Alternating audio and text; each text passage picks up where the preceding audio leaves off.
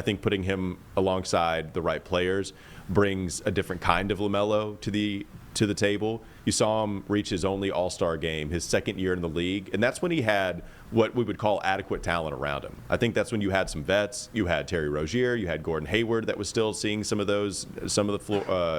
important minutes, and they were above 500. When LaMelo was an All-Star, they were above 500, and they had veterans all around him, and that made sense to me. And I think that's the kind of player you want to see from LaMelo, where, yeah, the usage rate is through the roof. He's got the ball in his hands constantly, but I think it's out of necessity more so than it is purely out of choice. So, okay, what are you getting for LaMelo?